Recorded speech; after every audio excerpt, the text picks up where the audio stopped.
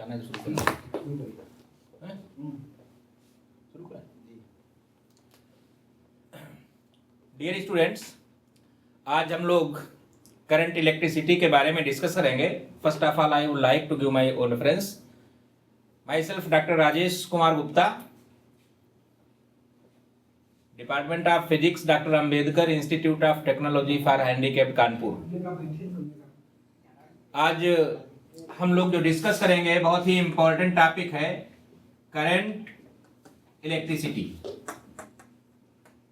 Current electricity basically ये topic केवल physics को ही नहीं कवर करता है, ये कंप्यूटर साइंस और इलेक्ट्रॉनिक्स के स्टूडेंट्स के लिए बेसिक इलेक्ट्रिकल इंजीनियरिंग का भी एक पार्ट है। तो इसलिए this topic is not confined only in the physics but it has wide spectrum. It is most important equally for physics as well as basic electrical engineering. तो सबसे पहले हम बताते हैं व्हाट इज करंट। इसका पूरा नाम है electric current. Electric current, electric current क्या है? आइए देखें। Electric current, if a charge is flowing in any conductor then it is said that current is flowing।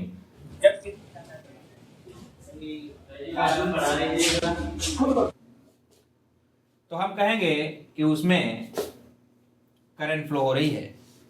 Suppose इससे होकर के कोई क्यू चार्ज फ्लो हो रहा है तो हम कहेंगे कि इसमें करंट फ्लो हो रही है। तो flow of charge, flow of charge is called current, is called electric current। अब how can we measure this electric current? हम निकाल लेंगे कैसे इलेक्ट्रिक करंट कितनी होती है। तो measurement of electric current is rate of flow of charge. तो इलेक्ट्रिक करंट का जो मेजरमेंट है that is equal to the rate of flow of charge. Rate of flow of charge means अगर T time में Q coulomb charge flow हो रहा है तो 1 सेकंड में कितना फ्लो होगा, that is known as current. अगर टी टाइम में Q coulomb of charge flow हो रहा है तो 1 सेकंड में कितना फ्लो होगा, that will B Q upon T, और इसे ही कहते हैं electric current. So measurement of electric current is rate of flow of charge through any conductor। Electric current एक स्केलर क्वांटिटी, इसकी कोई डायरेक्शन नहीं होती, स्केलर क्वांटिटी है और ये फंडामेंटल क्वांटिटी भी है। न दूसरी क्वांटिटी से मिलकर इसे बनाया जा सकता है और न ही इसे दूसरी क्वांटिटीज में ब्रेक कर सकते हैं। So it is fundamental quantity and it is scalar quantity. What is unit of current? अगर यहां से हम देखें तो ये चार्ज है, चार्ज की यूनिट होती है कूलम। ये टाइम है, इसकी होती है सेकेंड, तो its unit is coulomb per second, या इसे हम एम्पियर भी कहते हैं, ampere. So ampere is known as fundamental unit of current. ये फंडामेंटल क्वांटिटी है, ये फंडामेंटल इसकी यूनिट हो गई। Ampere is fundamental unit of electric current. आइए देखें, एक इसी से मिलता जुलता टॉपिक है करंट डेंसिटी क्या होती है। What is current density? जब किसी कंडक्टर में कोई करंट फ्लो होती है तो अगर उसका यूनिफॉर्म क्रॉस सेक्शनल एरिया है तो हर जगह एक जैसी करंट डेंसिटी होगी, लेकिन अगर डिफरेंट पॉइंट्स पे क्रॉस सेक्शनल एरिया डिफरेंट है तो current density will also be different. For example, this is a conductor and current I is flowing through this, I current flow हो रही है। तो क्रॉस सेक्शनल एरिया अगर इसका A है तो किसी पॉइंट पे, सपोज इस पॉइंट पे आपसे कहा जाए what will be current density, तो current density is defined as ratio of current and cross sectional area of conducting wire at that point. तो current density denoted by J, it is a vector quantity that is I upon A। So we can write current density as the ratio of current flowing through the conductor to that of the cross sectional area at that point। तो unit इसकी जो हो जाएगी ampere per metre square. This will be unit of current density. Current density हर जगह एक जैसी रहेगी अगर ए एक जैसा है। Suppose it is uniformly cross section areas conducting wire. यहाँ पर भी वही क्रॉस सेक्शनल एरिया है, यहाँ पर भी वही है, यहाँ पर भी वही है, means at every point cross sectional area of conducting wire is same, then current density will be same. But if we are having such kind of the cross sectional area, then I current is flowing through this conductor, cross sectional area is more here, cross sectional area is less here. So at this point this current density will be J1, that will be I upon A1 because cross sectional area is more here. तो अगर A ज्यादा है तो current density यहाँ पे कम होगी, लेकिन यही चीज अगर हम यहाँ पे देखें तो J2 will be equal to I तो सेम है but cross sectional area is less, तो जब ये लेस हो गया तो करंट डेंसिटी विल बी मोर।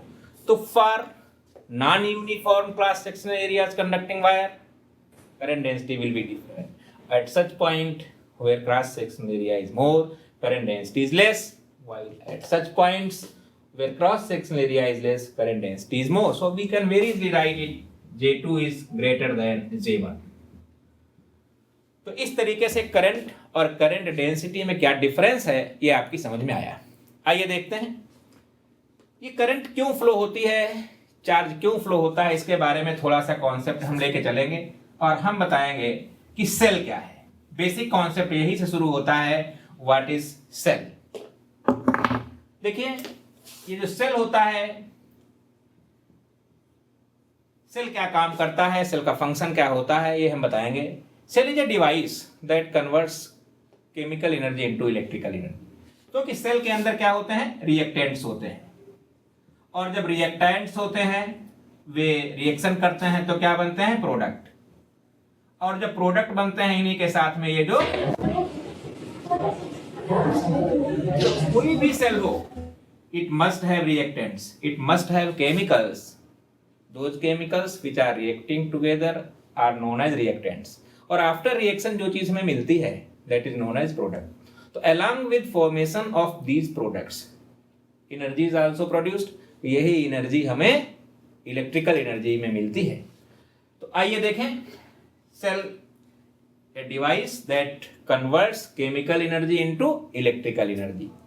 अब हमारे पास सेल दो तरीके के होते हैं, एक होते हैं प्राइमरी सेल। प्राइमरी सेल इनमें जो केमिकल रिएक्शन होती है वो इरिवर्सिबल होती है, मीन्स अगर एक बार रिएक्शन हो गई A प्लस बी से C प्लस डी बन गया तो वापस नहीं हो सकती, और ये जो एनर्जी मिली यही एनर्जी हमें इलेक्ट्रिकल एनर्जी के फॉर्म में दिखाई पड़ेगी, means chemical energy is converted into electrical energy. तो ये इरिवर्सिबल रिएक्शन है, इरिवर्सिबल। दूसरी चीज, इनको हम चार्ज भी नहीं कर सकते। एक बार अगर ये डिस्चार्ज हो गए, इनसे हमने पूरा वर्क ले लिया, फिर इनको हम चार्ज नहीं कर सकते। Can not be recharge, can't be recharged, इनको दोबारा हम चार्ज नहीं कर सकते। तो ये आपके प्राइमरी सेल हैं। आपने नाम सुना होगा, Daniell cell, Leclanche cell, dry cell. Dry cell तो सभी ने देखा होगा, आपकी टार्च में पढ़ते हैं, रेडियो में पढ़ते हैं, ये ड्राई सेल्स होते हैं, और इसमें इनको हम दोबारा चार्ज नहीं कर सकते। इसी तरीके से जब आप लैब में गए होंगे और वहां पे ग्लास के कंटेनर में लिक्विड भरा होगा, एक पोरस पार्ट होगा, वो लेक्लांसे सेल है। ऐसे ही एक कॉपर का बर्तन होगा, कंटेनर, उसमें एक पोरस पार्ट होगा, वो आपका कौन सा है, डेनियल सेल है। तो इस तरीके से इन सेल को हम पुनः चार्ज नहीं कर सकते, क्योंकि ये रिएक्शन आपकी इरिवर्सिबल है, इस डायरेक्शन में रिएक्शन नहीं होती। देखिए कुछ ऐसे होते हैं जो सेकेंडरी सेल होते हैं। आइए देखें सेकेंडरी सेल। देखिए सेकेंडरी सेल क्या होते हैं। सेकेंडरी सेल, सेकेंडरी सेल में जब रिएक्शन करके प्रोडक्ट बनता है तो इसका रिवर्सिबल भी पॉसिबल है, means such chemical reactions are reversible, reactions are reversible, यानी A से B अगर C से D बनती हैं तो उसके उल्टे भी पॉसिबल है, and energy is also produced here. तो चूंकि यहां पे रिवर्सिबल रिएक्शन हो सकती हैं, इसलिए इन सेल को हम दोबारा चार्ज कर सकते हैं। इसलिए इसे एसिड एक्यूमुलेटर, लेड एक्यूमुलेटर इसी के एग्जाम्पल है। लेड एक्यूमुलेटर और एसिड एक्यूमुलेटर। तो such cells which can be recharged again and again are known as secondary cell. The reactions in this process are reversible, so that these reactants are reacting together to form these product, and in this direction these are reacting substances and these are product. तो इसलिए इनको हम दोबारा charge कर सकते हैं। बहुत सारे सेल हैं, सोलर सेल हैं, सेमीकंडक्टिंग मटेरियल में पढ़ेंगे। सोलर सेल भी हैं जो सोलर एनर्जी को इलेक्ट्रिकल एनर्जी में कन्वर्ट करते हैं, so on, there are so many things. इसके बाद हम सेल के कुछ खास बातें बताएंगे। सेल की खास बातें क्या होती हैं, आइए देखें।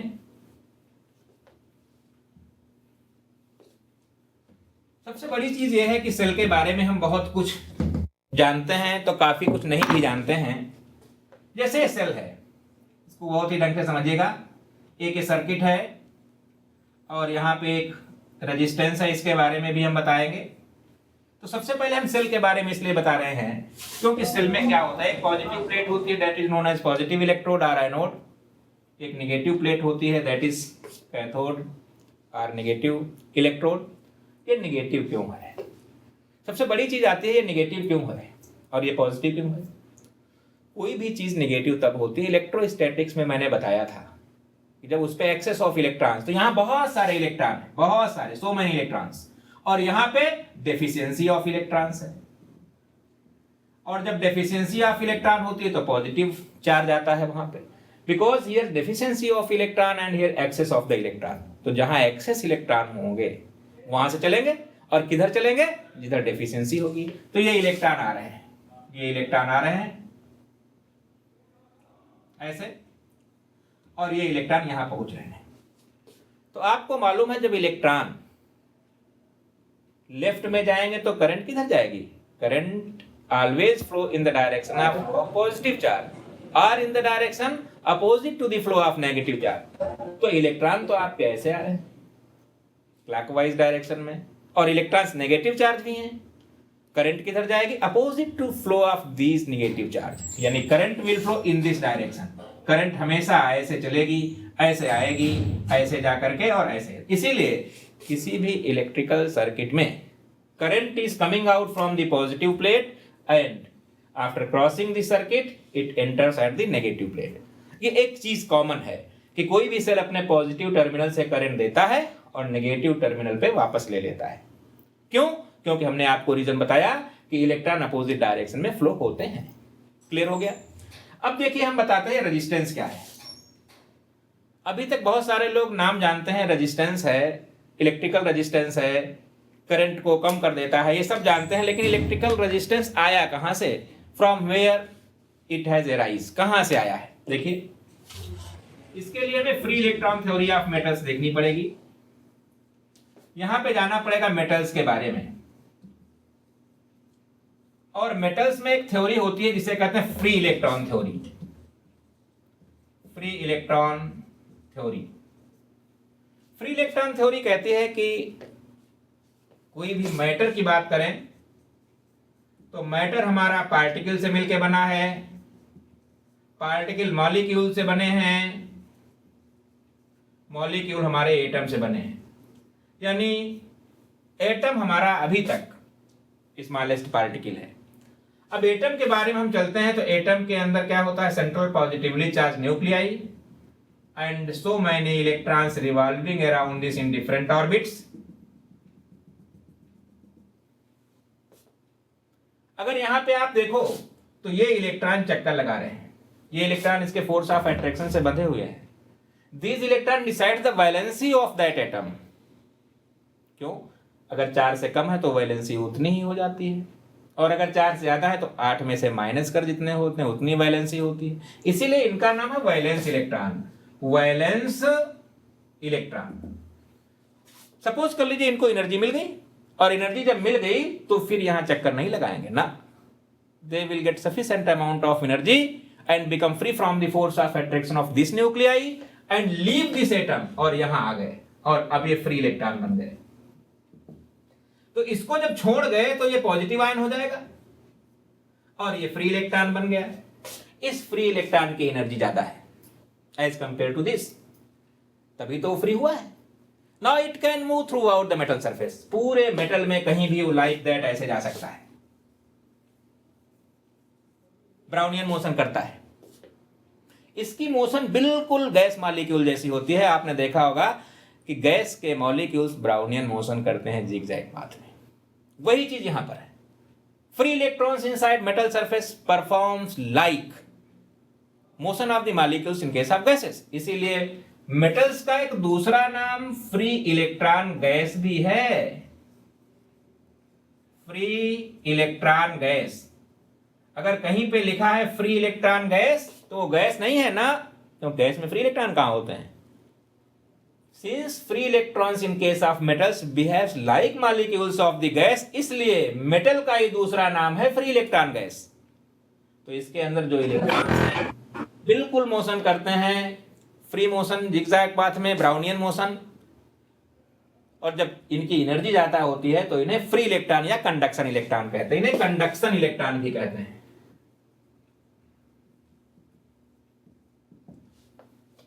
देखिए ये सब में होते हैं। While the nature of the substance be insulator, semiconductor, conductor, ये सब में होते हैं, लेकिन ये सब में नहीं होते। ये जिनमें होते हैं वो कंडक्टर्स होते हैं, क्योंकि they can easily carry charge from one place to another place, hence these are behaving like charge carriers. तो जब वो फ्री होंगे तभी तो चार्ज कैरियर जैसा बिहेव करेंगे, तभी तो चार्ज को एक जगह से दूसरी जगह ले पाएंगे। तो इसका मतलब है कि conduction electron are free electrons, these are behaving like charge carriers and that substance becomes conductor। इसीलिए मेटल्स को कंडक्टर कहा गया। लकड़ी, प्लास्टिक, कागज, उन सब में ये तो होते हैं लेकिन वो नहीं होते, इसलिए वो इंसुलेटर है। इसको एक देसी एग्जाम्पल समझ सकते हैं, जैसे गाय चक्कर लगा रही है, खूंटे से बंधी है, फ्री नहीं है, वो घूम तो रही है लेकिन उसकी पेरी फेरी बिल्कुल लिमिटेड है। उसको इतनी एनर्जी मिल जाए कि उसकी रस्सी टूट जाए, और जब रस्सी टूटेगी तो पूरी फील्ड में दौड़ेगी। अब वो एक जगह नहीं रहेगी, अब पूरी फील्ड में दौड़ेगी, और जब पूरी फील्ड में दौड़ेगी तो उसे फ्री इलेक्ट्रॉन जैसा बिहेव करना मानेंगे। तो वही चीज है। Now it is moving through out the metal surface. होगा क्या कि जब इलेक्ट्रॉन मूव करते हैं तो यहां बीच बीच में क्या है, पॉजिटिव आयंस। कहां से आए, after removal of the electrons and rest part of atom will become positive ion. तो ये पॉजिटिव आयन भी है। ये पॉजिटिव आयन इस इलेक्ट्रॉन के मूवमेंट में एक ऑब्स्ट्रक्शन का काम करते हैं, रुकावट का काम करते हैं, अवरोध का काम करते हैं। फॉर एग्जाम्पल, जैसे फील्ड खुली हो और एक आदमी को दौड़ा दिया जाए, बहुत तेजी से दौड़े जाए, और बीच बीच में खूंटे गड़े हों, तब क्या उतनी तेज दौड़ पाएगा? नहीं दौड़ पाएगा। वही गाय मान लीजिए फील्ड में दौड़ रही, कोई खूंटा नहीं है, और अगर खूंटा जिससे टूट कर आई है रस्सी, वो खूंटे जगह जगह गड़े हैं, तो क्या गाय उसी स्पीड से दौड़ पाएगी जिस स्पीड से वो खूंटों की अनुपस्थिति में, in absence of this obstruction, घूमती? नहीं। वो खूंटे क्या करेंगे, बार बार उसमें रुकावट डालेंगे। वही चीज काम करता है रेजिस्टेंस। तो we can say resistance arise due to the presence of positive ions inside metal surface, and these positive ions has been created after the removal of electrons from the atom.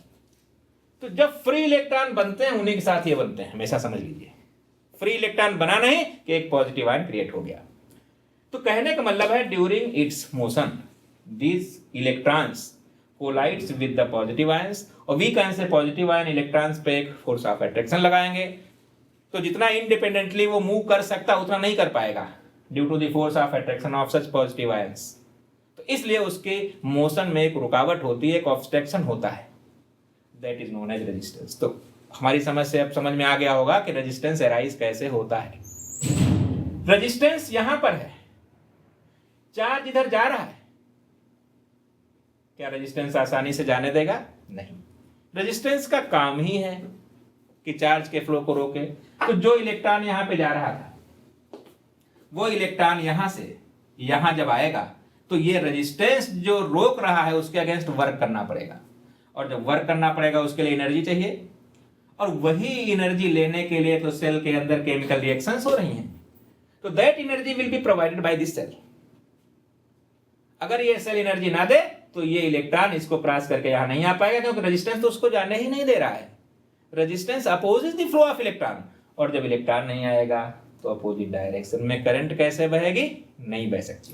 तो हमारी समझ से कि resistance क्यों होता है आपकी समझ में आया होगा। आइए देखें। तो मेन चीज आपने देखा कि जब किसी सर्किट में कोई चार्ज फ्लो होता है तो resistance of that circuit opposite the flow of charge. To overcome the flow of this charge, work is to be done by the charge against resistance. For this work energy is required, that energy is taken from the cell. एक बिल्कुल सीधा साधा एक system बना हुआ है। Charge flow होगा, resistance जाने नहीं देगा, चार्ज को जाना है, वर्क करना पड़ेगा, वर्क के लिए एनर्जी चाहिए, एनर्जी सेल से मिलेगी। क्लियर हो गया। अब वही चीज आती ईएमएफ ऑफ द सेल क्या होता है, इलेक्ट्रोमोटिव फोर्स। इलेक्ट्रोमोटिव फोर्स देखिए, 1 कूलम का अगर चार्ज इसमें फ्लो कराए तो सेल से कुछ एनर्जी ली जाएगी, that is known as EMF of the cell. यानी energy taken from cell, energy taken या drawn from the cell for making flow of charge of 1 coulomb in the circuit.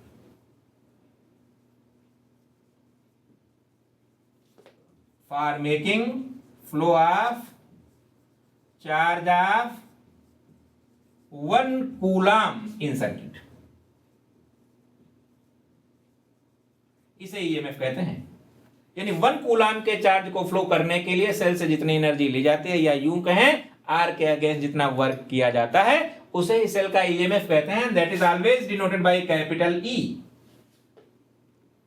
अच्छा, आप बताइए कि अगर हमसे कोई कहे हम क्यू कूलम का चार्ज फ्लो करवाना चाहते हैं तो हमें कितनी एनर्जी चाहिए, तो अगर आपसे कोई कहे कि energy drawn for making flow of charge of Q coulomb,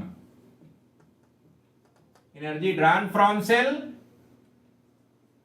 for flow of Q coulomb of charge, तो सीधी सी बात है Q इंटू E, इतनी एनर्जी चाहिए या इतना वर्क इसके अगेंस्ट किया जाएगा।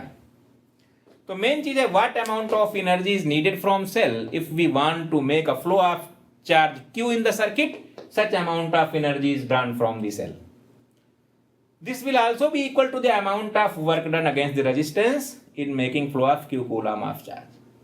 तो एक बहुत ही अच्छी चीज आपकी समझ में आई कि W equal to QE is total amount of energy taken from the cell. देखिए, इसको हम एक देसी एग्जाम्पल से समझ सकते हैं। कुछ ऐसे फिजिक्स में चीजें होती हैं कि डेली लाइफ के एग्जाम्पल से अगर हम समझाएं तो ज्यादा अच्छी तरीके से समझ में आती हैं। बहुत ही इंटरेस्टिंग सब्जेक्ट है ये, और ये टॉपिक तो और भी इंटरेस्टिंग है। इसको हम कैसे समझ सकते हैं, ईएमएफ ऑफ द सेल कैसे समझ सकते हैं, सेल कैसे वर्क करता है, सेल कैसे एनर्जी देता है। आइए देखें। सपोज करिए एक टेबल है ये, और ये बहुत सारी बॉल इससे रोल करके नीचे आ रही है। तो जब ये बॉल रोल करके नीचे गिरती जाएगी तो एक स्टेज ऐसी आएगी जब सभी बॉल नीचे गिर जाएंगे, फ्लो रुक जाएगा, कि फिर भी बना रहेगा ना।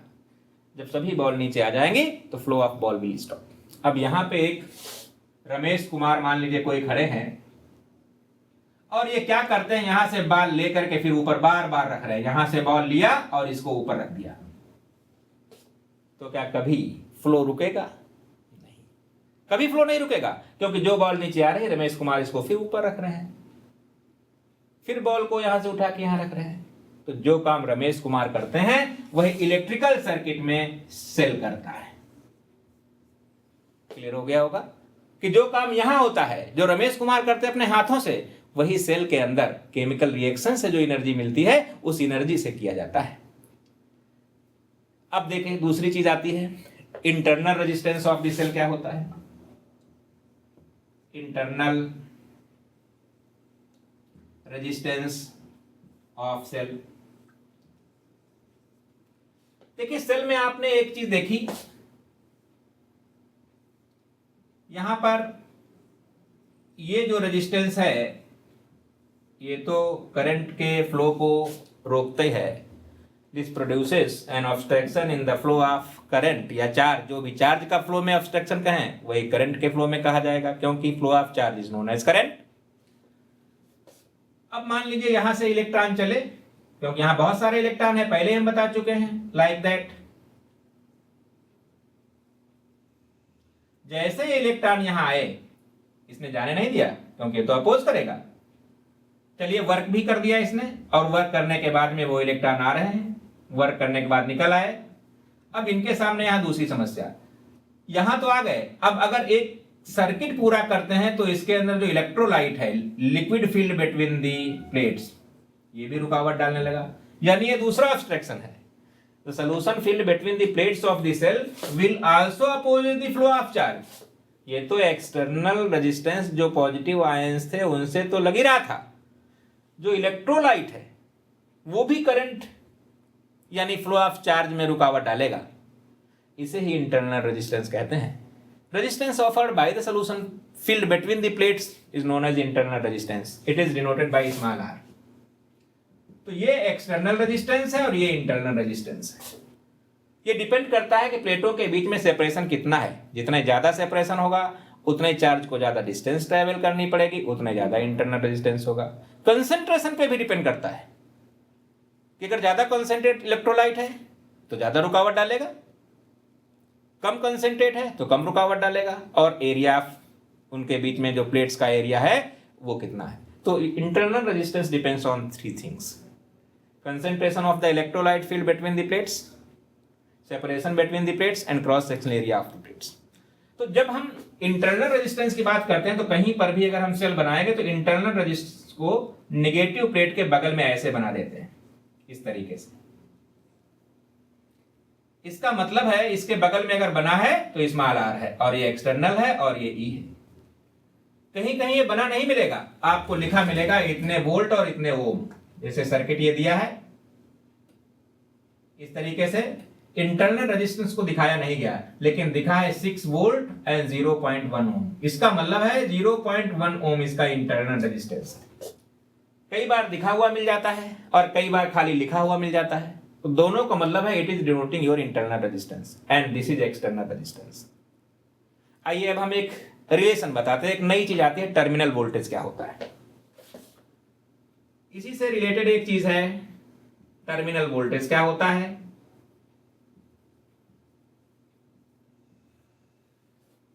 देखिए अगर गौर से आप देखें तो ये जो पॉजिटिव प्लेट है वो इसकी इस एंड से जुड़ी हुई है, और नेगेटिव प्लेट है वो इसकी इस एंड से जुड़ी हुई है। यानी जो इसका पोटेंशियल होगा वही इस एंड पे पोटेंशियल होगा, और जो इसका पोटेंशियल होगा वही इस एंड पे पोटेंशियल होगा। यानी difference in potential between the plates of the cell will be equal to the potential difference across external resistance. यही टर्मिनल वोल्टेज है। जैसे इसको हम ऐसे भी देख सकते हैं,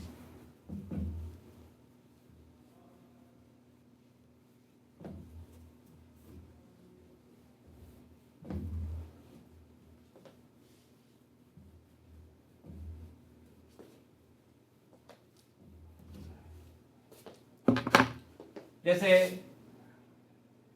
ये सेल है ये, और ये आपका एक्सटर्नल रेजिस्टेंस आर है। ये पॉइंट है एक्स, ये पॉइंट है वाई, ये पॉइंट है ए और ये पॉइंट है बी।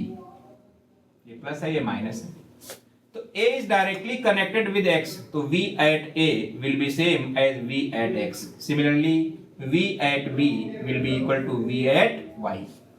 तो इनके बीच में जो पोटेंशियल डिफरेंस है Vx डिफरेंस Vy, ये वही होगा जो Va डिफरेंस Vb। यानी सेल की प्लेट्स के पोटेंशियल के बीच डिफरेंस कितना है, that is terminal voltage. That is terminal voltage. तो चाहे हम कह दें कि difference in potentials of the plates of the cell, या डिफरेंस या potential difference across the external resistance. अगर एक ही रेजिस्टेंस है तो हम यहां कह सकते हैं कि इसके क्रॉस जो पोटेंशियल डिफरेंस है that is terminal voltage R के क्रॉस। तो टर्मिनल वोल्टेज समझ में आया। The potential difference across external resistance वही होगा जो सेल की प्लेट्स के पोटेंशियल्स का डिफरेंस है, दैट इज वी। अब आता है रिलेशन वी और ई के बीच में। बहुत ही अच्छा, खूब पूछा जाता है ये रिलेशन बिटवीन वी एंड ई, यानी टर्मिनल वोल्टेज एंड ईएमएफ। तो एक कॉमन रिलेशन है। जब सेल आपका डिस्चार्ज हो रहा है, cell is being discharged, cell is being discharge. जब सेल आपका जनरली सेल का काम क्या, डिस्चार्ज होना। टार्च में डालोगे तो क्या हो रहा है, डिस्चार्ज। रेडियो में डालोगे तो क्या हो रहा है, डिस्चार्ज। कोई हमने उसके देखने के लिए थोड़े ला के रख दिया है, उससे काम लेंगे और जब भी सेल से काम लोगे इसका मतलब इट इज बीइंग डिस्चार्ज। उस केस में हमेशा V equal to E minus I R होता है, where V is less than E। यहाँ E है EMF of cell, I current drawn from cell and R is internal resistance. तो main चीज है हमेशा V is less than E होता है जब सेल को डिस्चार्ज करते हैं, यानी सेल से वर्क लेते हैं। लेकिन कई बार हम सेल ले तो आए लेकिन रखा है, cell is not in function, cell is not is used, यानी उस समय कोई न तो हम करंट ले रहे हैं या उसका इंटरनल रेजिस्टेंस जीरो है, उससे हम काम ही नहीं ले रहे, वो लाया है रखा है। उस केस में क्या होगा, उस केस में जरा इसमें लगाइए formula V equal to E minus zero into R कर दीजिए, या V equal to E minus I into zero कर दीजिए। दोनों केस में V बराबर E होगा, यानी जब सेल से हम कोई भी करंट नहीं ले रहे हैं, यानी रखा है सर्किट में नहीं है वो, या उसका इंटरनल रेजिस्टेंस जीरो है, उन दोनों केस में V इक्वल टू E होगा। एक थर्ड केस बहुत ही इंपॉर्टेंट है, जैसा कि हमने सेकेंडरी सेल में बताया कि सेल को ही चार्ज करें तब क्या होगा, when cell is itself being charged. Charger से हम सेल को चार्ज कर रहे हैं।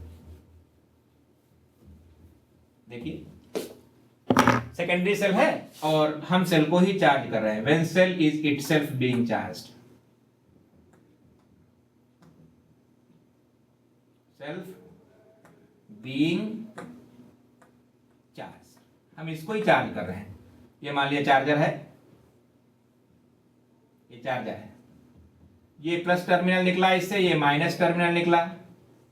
अब ये जब चार्ज होगा तो इस सेल में ऐसे प्लस वाला प्लस से और माइनस वाला माइनस से जोड़ा जाता है। इस सेल को हमें चार्ज करना है तभी तो चार्ज होगा। तो जरा गौर से देखें आप, चार्जर का पॉजिटिव टर्मिनल ये है, इसका वोल्टेज ज्यादा होगा तभी तो इस सेल को चार्ज कर पाएगा। यहां से करंट चली, ऐसे आई, ऐसे आई, ऐसे ऐसे और फिर वापस आ गई। ऐसा लग रहा है पॉजिटिव पे करंट इंटर कर रही हो, जबकि यूजुअली पॉजिटिव से निकलती है करंट, जैसा मैंने बताया। पॉजिटिव पे इंटर नहीं करती, पॉजिटिव पे इंटर उसी केस में करती है जब सेल को ही चार्ज किया जा रहा है, चार्ज हो रहा है सेल, तब उस केस में V equal to E plus I R होता है, since direction of current is changed. और इस केस में V की वैल्यू E से ज्यादा होती है। यही एक ऐसा केस है जब टर्मिनल वोल्टेज EMF से ज्यादा होता है। कब, जब सेल को ही चार्ज किया जा रहा हो। तो जब चार्जर से चार्ज करते हैं तो direction of current is reverse as compare to the discharging process, जैसा कि हम सेल में डिस्चार्ज करते हैं देखते हैं। तो उस केस में यही एक ऐसी चीज है जब V is greater than E होता है। आइए एक नई चीज बताते हैं, कॉम्बिनेशन ऑफ सेल्स या बैटरी। बहुत ही अच्छी चीज, खूब पूछा जाता है ये जनरली बोर्ड्स में, और इसको लेकर बहुत ही कंफ्यूजन में बच्चे रहते हैं।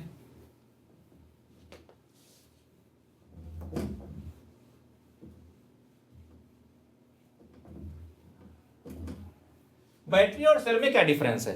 कोई डिफरेंस नहीं। Combination of cell is known as battery. अगर हम कई सेल को कंबाइन कर दें आइदर इन सीरीज और पैरेलल, ये तो डिपेंड करेगा केस पे, तो जो बनता है दैट इज बैटरी। तो combination of cell is known as battery. आइए देखें, अगर मान लीजिए तुम्हारे पास कई सेल इस तरीके से जुड़े हैं, इसका इंटरनल रेजिस्टेंस ये है, इसका ये है और इसका ये है। इसका इंटरनल रेजिस्टेंस R1 है और ईएमएफ E1 है, ईएमएफ E2 है, R3 है और E3 है, और ये आपका एक्सटर्नल रेजिस्टेंस है R।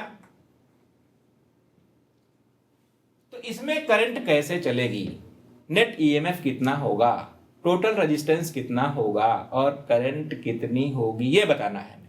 आइए देखें, इस सेल का पॉजिटिव टर्मिनल ये है, माइनस ये है, इसका पॉजिटिव ये है, माइनस ये है, इसका पॉजिटिव ये है, माइनस ये है। सेल की टेंडेंसी क्या होती है, पॉजिटिव से करंट चलती है और नेगेटिव पे वापस आती है। तो ये भी इधर ही करंट देगा, ये भी इधर ही देगा करंट, ये भी इधर ही करंट देगा, यानी नेट करंट आपकी ऐसे बहेगी और फिर वापस ऐसे आ जाएगी। तो all cells are giving current in same direction. Means अगर तुमसे कोई कहे कि इनका नेट ईएमएफ कितना होगा, तो नेट ईएमएफ के लिए आप सीधे सीधे जोड़ दीजिए, क्योंकि सभी एक ही डायरेक्शन में दे रहे हैं करंट। टोटल रेजिस्टेंस कितना होगा, टोटल रेजिस्टेंस ये तो इंटरनल रेजिस्टेंस है सबके, R1 plus R2 plus R3, और ये एक्सटर्नल रेजिस्टेंस जुड़ रहा है, सीरीज में है। तो नेट करंट जो होगा ये आएगा E1 plus E2 plus E3 अपान टोटल रेजिस्टेंस, ये आ जाएगा, क्योंकि सभी से एक ही डायरेक्शन में करंट दे रहे हैं। अब किसी करंट मालूम हो गई तो हम कहीं भी टर्मिनल वोल्टेज निकाल सकते हैं। तुमसे कहा जाए इसका टर्मिनल वोल्टेज कितना होगा, तो V1 बराबर E1 माइनस I निकल आया इंटू R1। इसका टर्मिनल वोल्टेज कितना होगा, V2 बराबर E2 माइनस I निकल आई R2, और इसका कितना हो जाएगा terminal voltage, V3 equal to E3 minus I into small r3। तो इस तरीके से हर सेल के प्लेट्स के पोटेंशियल्स का डिफरेंस यानी हम टर्मिनल वोल्टेज भी निकाल सकते हैं। लेकिन देखिए, अगर थोड़ा सा चेंज हो जाए कहीं पे, एक की पोलरिटी चेंज कर दें, सपोज कर लीजिए पहला सेल तो ऐसे लगा हुआ है, दूसरा सेल भी ऐसे लगा हुआ है, और तीसरा सेल ऐसे हो गया, एक्सटर्नल रेजिस्टेंस। अब इसमें क्या डिफरेंस है, इसकी पोलरिटी चेंज है, ये करंट इधर दे रहा है, बाकी दोनों इधर दे रहे हैं, E1 R1, E2 R2, E3 R3 और यार। तो नेट ईएमएफ अगर इन दोनों का सम ज्यादा है तो इनमें से ये माइनस होगा, अगर इससे इन दोनों का सम कम है तो वो माइनस ये हो जाएगा। तो E1 plus E2 minus E3 हो जाएगा, क्योंकि वो करंट अपोजिट डायरेक्शन में दे रहा है। अब कहा जाए टोटल रेजिस्टेंस कितना होगा, टोटल रेजिस्टेंस ये सब जुड़ जाएगी, इसमें माइनस नहीं होगा क्योंकि सभी सीरीज में है, R1 plus R2 plus R3 और प्लस कैपिटल R, इनमें कोई चेंज नहीं होगा। तो करंट कितनी हो गई सर्किट में, नेट करंट, जो करंट नेट आएगी, नेट करंट ये आ जाएगा E1 plus E2 minus E3 अपान R1 plus R2 plus R3 और प्लस R। देखिए एक डिफरेंस, यहां प्लस था वहां माइनस हुआ क्योंकि उसकी पोलरिटी अपोजिट है। ये तो समझ में आ गया, नेट करंट भी आ गई। अब जब टर्मिनल वोल्टेज की बात आती है, टर्मिनल वोल्टेज कैसे निकालेंगे, तो यहां पर तो बात समझ में आ गई कि ये भी करंट इधर दे रहा है, ये भी इधर दे रहा है, तो इसके अक्रॉस टर्मिनल वोल्टेज निकालने में हमें कोई दिक्कत नहीं, जैसे पहले निकाला था ऐसे ये लिख दिया। इसके अक्रॉस भी निकालने में कोई दिक्कत नहीं, E2 minus I into small r2। लेकिन ऐसा लग रहा है मानो ये करंट इसको चार्ज कर रही है, इतने को देखिए आप, इसमें प्लस पे इंटर कर रही है और माइनस से निकल रही है। Current is leaving negative terminal and entering at positive. तो जब इसके लिए लिखेंगे तो आएगा E3 प्लस IR, यही हमें बताना था। यह सेल चार्ज हो रहा है और ये दोनों डिस्चार्ज हो रहे हैं, तो इसका जो टर्मिनल वोल्टेज होगा that will be more than its EMF. इनका terminal voltage less than its EMF, क्योंकि ये दोनों डिस्चार्ज हो रहे हैं और ये चार्ज हो रहा है। बहुत ही अच्छा सवाल है, किरचॉफ्स लॉ में ज्यादातर आता है। तो सेल का कॉन्सेप्ट समझ में आया होगा, और जब आप इसको देखेंगे तो बहुत अच्छी तरीके से आप समझ जाएंगे। अब हम आपको रेजिस्टेंस पे फिर चलते हैं। रेजिस्टेंस है क्या, खूब न्यूमेरिकल्स आते हैं रेजिस्टेंस के।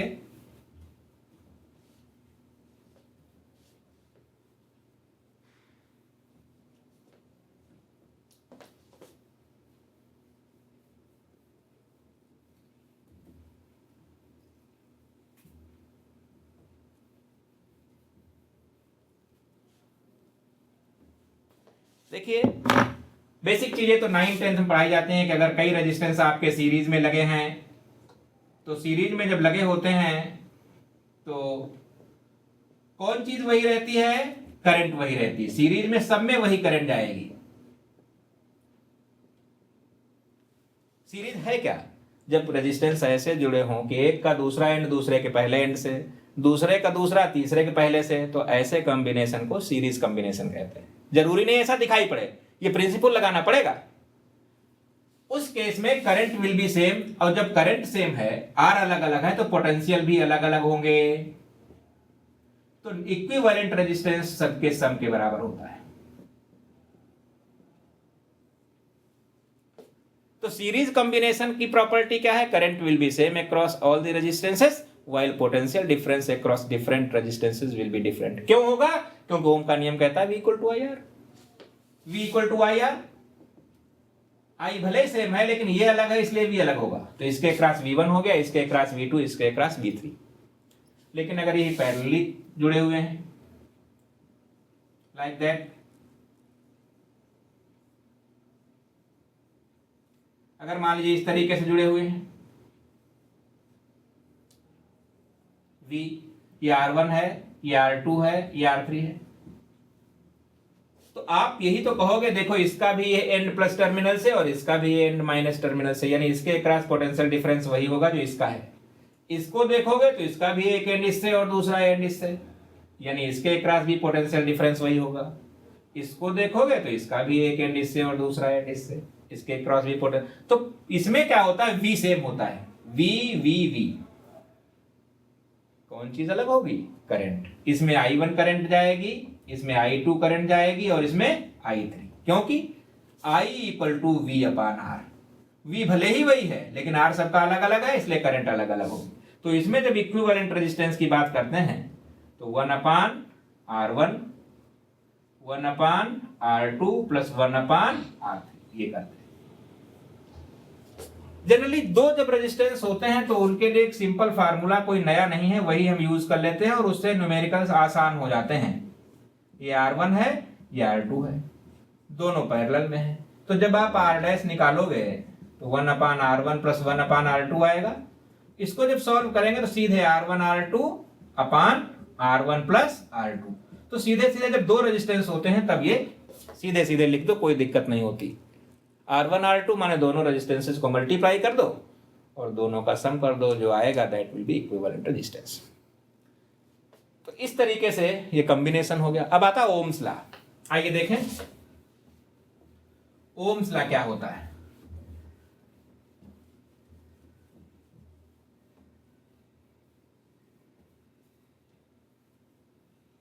देखिए ओम्स लॉ,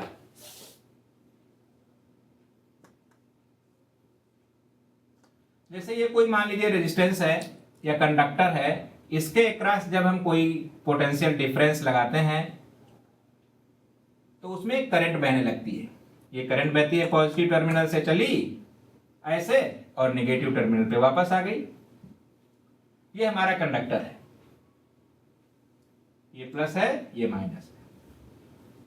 तो ये पाया गया कि जो हम इसमें पोटेंशियल बढ़ाते जाते हैं तो करंट भी बढ़ती जाती है। As soon as we increase the potential, current flowing through the conductor also increases in the same proportion.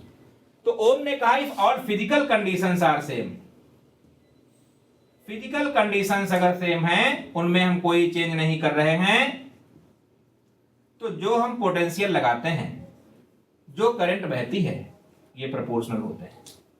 All the physical conditions are same. Physical conditions में क्या है, टेम्परेचर नहीं बदलना चाहिए, लेंथ नहीं बदल जानी चाहिए, बीच में मोटा पतला नहीं हो जाना चाहिए। तो फिजिकल कंडीशंस का मतलब है कि ये फिजिकल फैक्टर्स वही अगर होते हैं, then the potential applied across the ends of the conductor is directly proportional. अगर हम देखें तो इसको इक्वलिटी में चेंज करेंगे, एक कांस्टेंट R इंटू आई। यही R जो है एक कांस्टेंट है, इसे ही कहते हैं electrical resistance of the conductor. Electrical resistance of conductor. और R निकालने के लिए हम सीधे सीधे V अपान I कर देते हैं। इससे पता चलता है कि V और I के बीच अगर ग्राफ खींचे that comes out to be straight line. जैसे V और I के बीच अगर ग्राफ खींचें, V है इन वोल्ट और ये I है एम्पियर, तो स्ट्रेट लाइन है। जैसे जैसे वोल्टेज बढ़ेगा ये करंट आई, फिर ये वोल्टेज कर दिया, ये करंट आई, इतना वोल्टेज हो गया, ये करंट, तो जैसे जैसे वोल्टेज बढ़ता है करंट बढ़ती है। तो V I graph straight line आती है।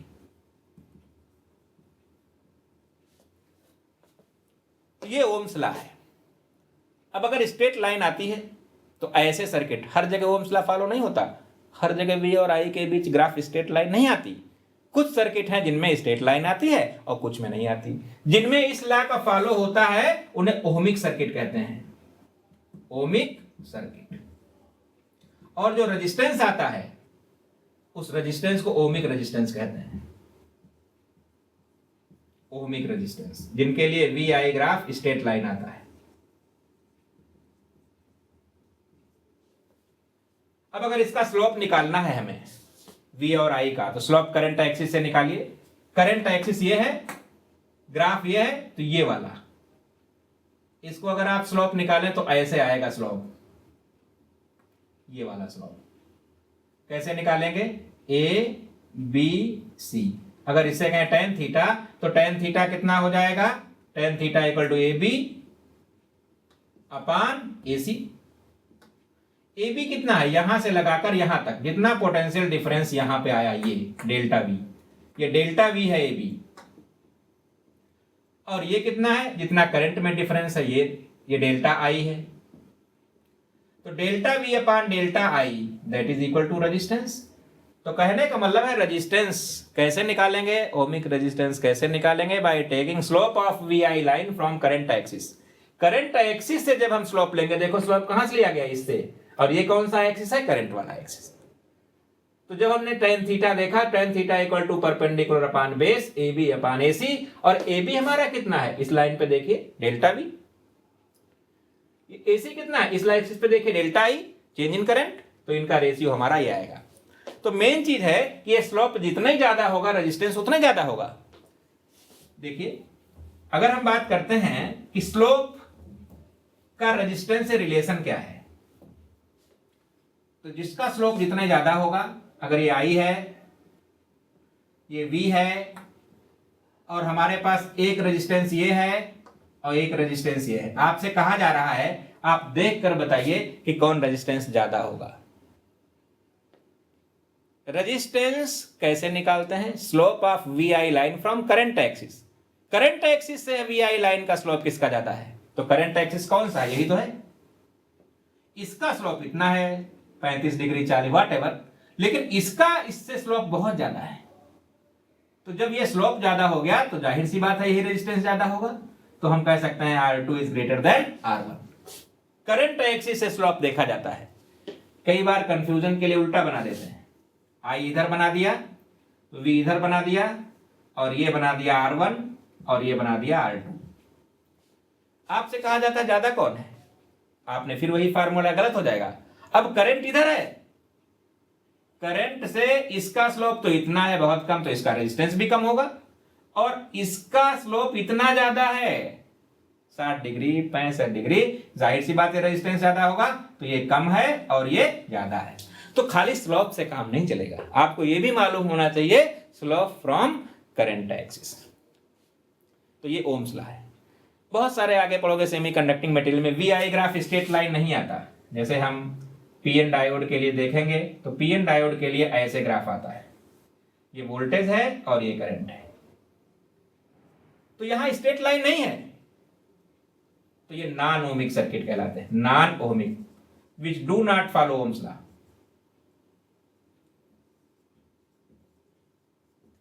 PN डायोड जब सेमीकंडक्टर में आप पढ़ोगे तो PN डायोड में ही आता है। अब अगर करंट से स्लोप देखिए तो देखिए यहां पे स्लोप ये है इतना ज्यादा, यहां पे स्लोप क्या हो गया? कम रह गया इतना, यहां पे स्लोप इससे और कम रह गया। करंट एक्सिस से स्लोप घटता जा रहा है, तो यहां पे रेजिस्टेंस ज्यादा है, यहां रेजिस्टेंस कम रह गया, यहां और कम रह गया। तो at different points of this curve slope is different and resistance will be different. इसलिए इस रेजिस्टेंस का नाम है डायनेमिक रेजिस्टेंस, जो लगातार डायनेमिक है, बदल रहा अपनी वैल्यू। इसलिए इसका नाम है डायनेमिक रेजिस्टेंस। क्योंकि स्लोप चेंज हो रहा है, करंट एक्सिस से स्लोप चेंज हो रहा है। आइए रेजिस्टेंस के बारे में कुछ और खास बातें बताएं, किस पे डिपेंड करता है।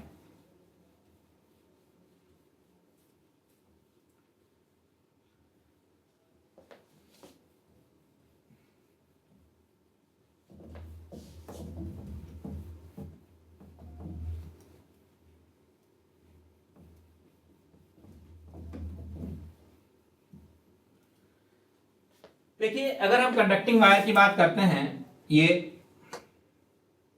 इसमें जब हम कोई पोटेंशियल अप्लाई करते हैं, होता क्या है, होता यह है इधर एक फील्ड प्रोड्यूस हो जाता है और इस फील्ड के कारण इसके अंदर जो ब्राउनियन मोशन कर रहे थे इलेक्ट्रॉन, उन पे एक फोर्स लगने लगता है और उस फोर्स के कारण में अपोजिट टू द फील्ड एक जिगजैग पाथ में ड्रिफ्टिंग करने लगते हैं। एक वेलोसिटी मिल जाती है, उन्हें ड्रिफ्ट वेलोसिटी कहते हैं। ड्रिफ्टिंग होती है, जिगजैग पाथ पे तो मोशन करेंगे ही करेंगे, लेकिन पूरे का पूरा group opposite to that field चलता रहेगा। क्योंकि ये पहले मालूम हो चुका है, इलेक्ट्रोस्टैटिक्स में बताया था कि इलेक्ट्रिक फील्ड में अगर पॉजिटिव चार्ज रखा है उस पर फोर्स तो फील्ड के अलॉन्ग लगता है, लेकिन अगर वहां पे कोई नेगेटिव चार्ज रखा है उस पर जो फोर्स लगता है अपोजिट टू द फील्ड लगता है। तो जब आपने ये अप्लाई किया तो ये पॉजिटिव एंड हो गया, ये नेगेटिव एंड हो गया, फील्ड उधर हो गया, तो इलेक्ट्रॉन्स पे जो कि यहां से इधर आने वाले हैं उन पे इसके अपोजिट ही तो फोर्स लगेगा। तो उस अपोजिट फोर्स लगने से होगा क्या कि उनको एक ड्रिफ्ट वेलोसिटी मिल जाएगी। ये इनकी आरएमएस वेलोसिटी बहुत ज्यादा होती है। जैसे मधुमक्खियों का झुंड देखा, उसमें एक मधुमक्खी कितनी तेजी से इधर इधर इधर इधर, वो बहुत तेज स्पीड होती है। पूरा झुंड जिस वेलोसिटी से चलता है that is drift velocity, 10⁻⁴ metre पर सेकंड। उससे ड्रिफ्टिंग, जब ये इधर चलते रहेंगे तो करंट उधर बहती रहेगी opposite to the flow of electrons. इसमें इलेक्ट्रॉन लगातार भरे हुए हैं, ये नहीं कि ये इलेक्ट्रॉन यहां से चल के यहां आएंगे तब जाके करंट वहां पहुंचेगी ना, लगातार फ्लो है, उसमें कोई दिक्कत नहीं है। जैसे यहाँ पे किसी पाइप में पूरा पानी भरा, जैसे स्विच ऑन करते हैं पानी तुरंत निकलने लगता है, जैसे एंट्री होती है एक बूंद की भी एक बूंद बाहर निकल जाता है, यानी यहां से यहां तक आने में कोई भी टाइम नहीं लगता, तो ड्रिफ्टिंग होती है। तो करंट और ड्रिफ्ट वेलोसिटी में भी एक रिलेशन है, I बराबर NEA इंटू VD। N क्या है, number of free electrons per unit volume, यानी electron density per unit volume. A cross sectional area, cross sectional area, और VD ही ड्रिफ्ट वेलोसिटी है। तो अब आपने देखा करंट और ड्रिफ्ट वेलोसिटी में ये रिलेशन। अगर करंट डेंसिटी कहा जाए तो आई अपान ए कर दीजिए, N into E into VD, यही तो करंट डेंसिटी है। तो ये करंट डेंसिटी और ड्रिफ्ट वेलोसिटी में रिलेशन है। क्वेश्चन आता है, एक टर्म आता है मोबिलिटी, क्या होती है mobility? Mobility drift velocity per unit electric field के बराबर होती है। Drift velocity per unit electric field, drift velocity opposite to that of field that electrons get on application of external field. External field लगाने पर electrons जो opposite to the field velocity लेते हैं, प्राप्त करते हैं, गेन करते हैं, दैट इज ड्रिफ्ट वेलोसिटी। वो drift velocity per unit electric field कितना है, इसे कहते हैं मोबिलिटी। जो हैवी पार्टिकल होता है उनकी मोबिलिटी कम होती है, जो लाइट पार्टिकल्स होते हैं उनकी मोबिलिटी ज्यादा होती है। आइए देखें, अब एक क्वेश्चन आता है कि जो रेजिस्टेंस है इसको अगर हम देखें तो ये फार्मूला आता है रो into L upon A. Rho को कहते हैं specific resistance of the material,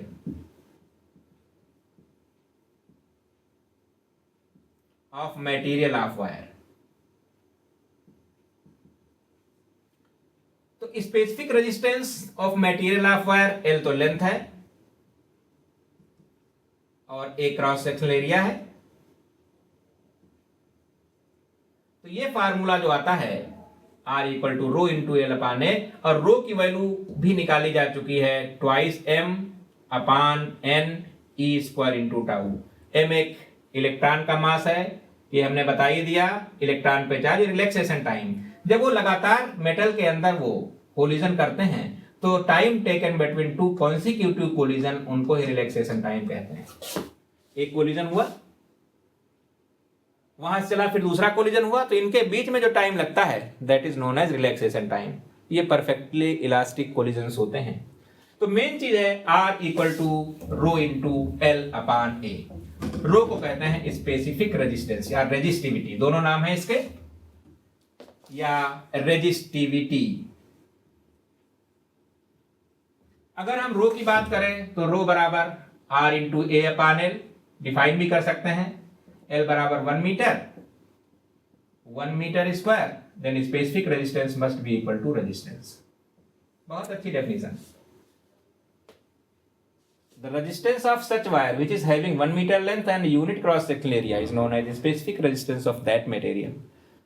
बहुत आसानी से कह सकते हैं किसी भी मटेरियल का स्पेसिफिक रेजिस्टेंस उस मटेरियल के बने 1 मीटर लेंथ और यूनिट क्रॉस सेक्शनल एरिया के वायर के रेजिस्टेंस के बराबर होता है। जैसे डस्टर है, इसका क्रॉस सेक्शनल एरिया भी 1 मीटर स्क्वायर ले लें, लेंथ भी 1 मीटर ले लें, तो इसका जो रेजिस्टेंस होगा वही इसका बना हुआ स्पेसिफिक रेजिस्टेंस कहलाएगा।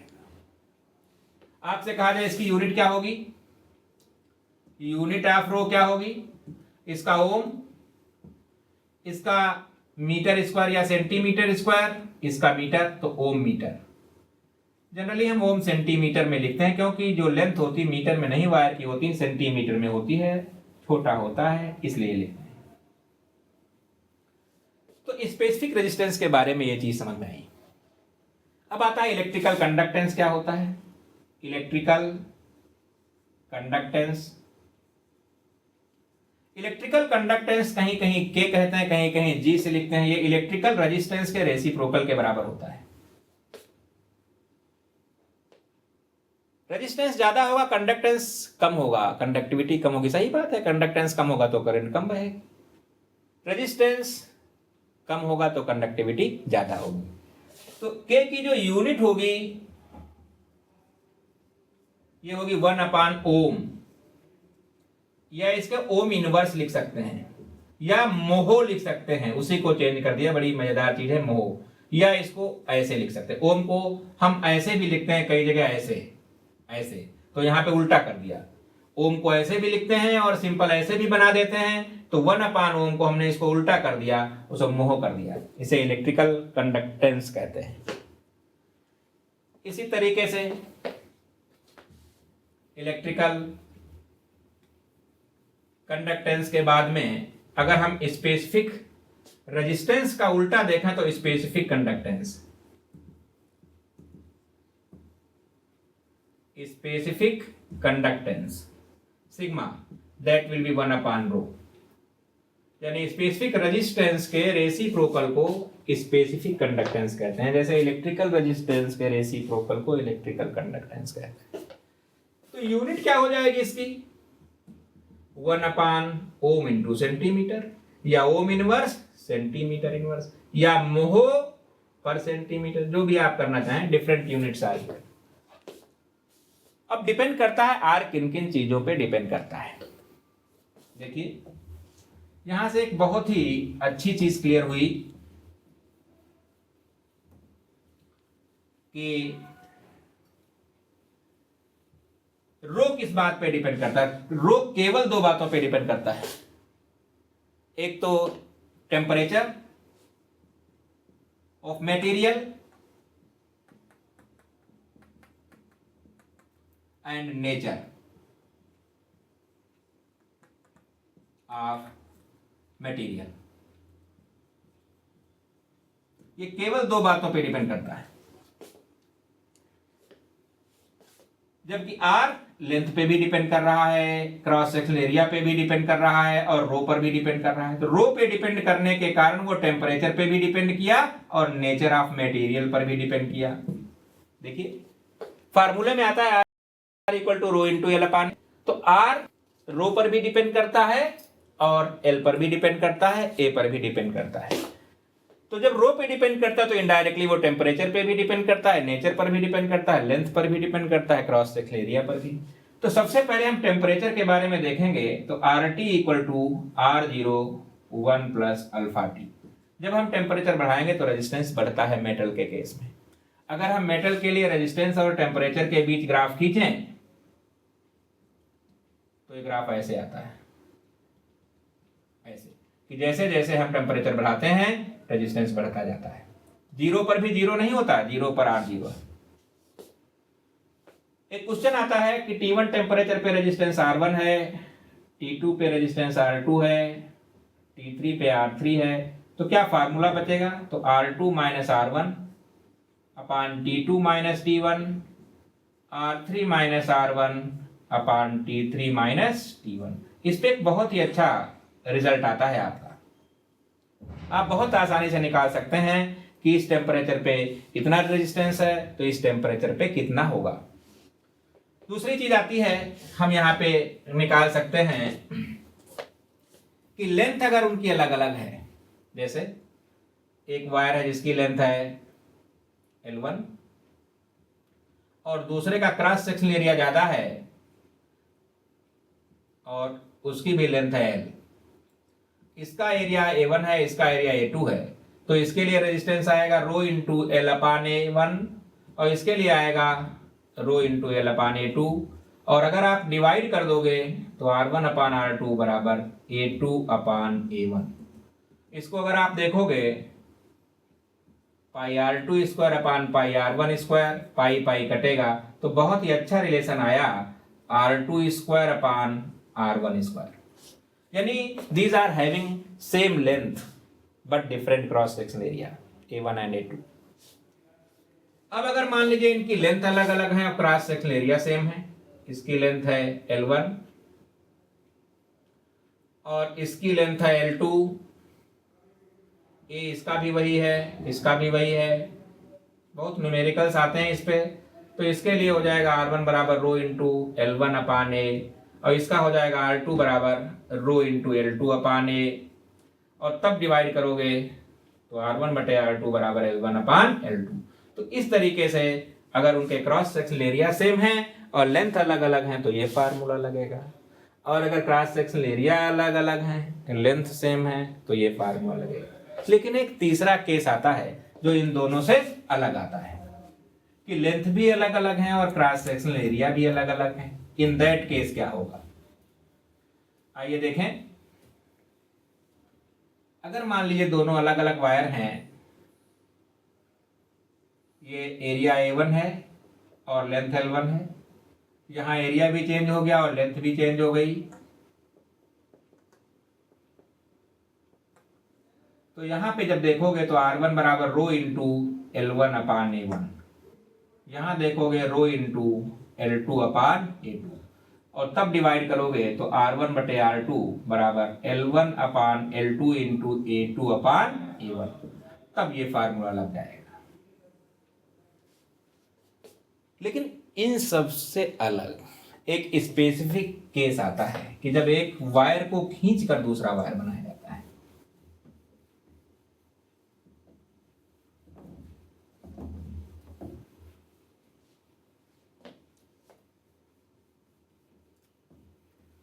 When one wire is stretched to form another wire, when one wire is stretched to form another wire, जैसे ये है, A1 एरिया है, लेंथ L1 है, ऐसे इसको खींच दिया गया, जब हम खींचेंगे तो पतला हो जाएगा, एरिया भी चेंज हो गया और लेंथ बढ़ गई। इन दोनों में कौन चीज वही है? इसको खींचकर जब ये बनाया गया तो इसमें कौन चीज वही है? तो इसका वॉल्यूम वही रहेगा, A1 L1 equal to A2 L2, क्योंकि इस तार को इससे खींच के बनाया गया है, इसलिए इनके वॉल्यूम में कोई चेंज नहीं आएगा, वॉल्यूम वही रहेगा जो ये। तो इसके लिए रेजिस्टेंस क्या हो गया, रो इंटू L1 अपान A1, और इसके लिए रेजिस्टेंस क्या हो गया, रो इंटू L2 अपान A2। अब अगर डिवाइड करेंगे आप तो मिलेगा R1 upon R2 equal to L1 upon L2 into A2 upon A1। लेकिन इससे देखिए, इससे L1 upon L2 equal to A2 upon A1 है, यानी A2 अपान A1 की जगह फिर से हम L1 अपान L2 रख सकते हैं, तो यह आ जाएगा L1 upon L2 L1 upon L2 यानी L1 square upon L2 square, और इसको हम लिख सकते हैं A2 square upon A1 square. तो इस तरीके से अगर एक तार को खींच कर दूसरा तार बनाया जाता है तो फार्मूला बिल्कुल अलग हो जाता है।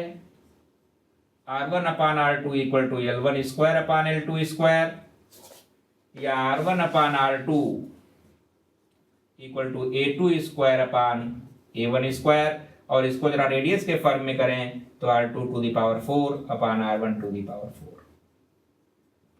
तो इस तरीके से काफी कुछ आपका इलेक्ट्रोस्टैटिक पार्ट कवर हो रहा है।